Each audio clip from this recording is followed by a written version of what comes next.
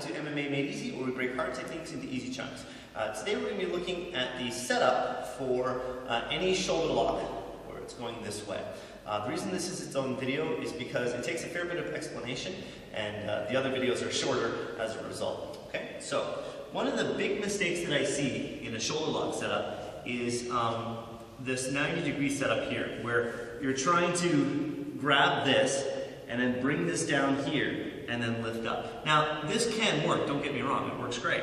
The problem is that if they're really, really strong, oftentimes you'll get this kind of resistance, or sometimes even to here if they're really strong. So we can avoid that resistance with the proper setup, which makes you substantially stronger in the eyes of your opponent. So, how do we do that? His shoulder must be up off the ground, and my shoulder here must be wrapped around.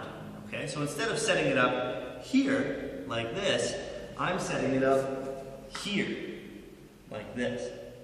Okay? When this is wrapped in tight, and his shoulder is up off the ground, from here, any setup we do, he's almost tapping before it gets to the ground.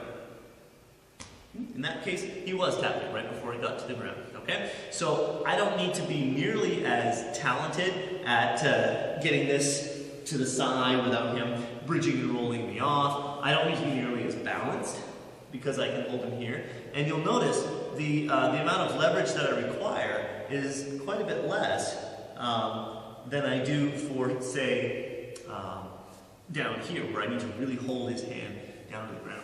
So, one more time, I'm starting it off here. Now, this works, by the way, if he's pushing on your neck or something like this as well, okay? All you're doing is just wrapping around, grabbing, and then holding, okay? From there, you get a really, really fast tap just by a little bit of a push, okay?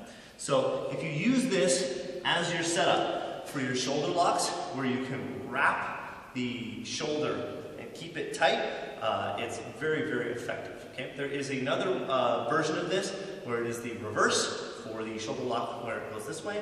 If you want, you can check that out as well.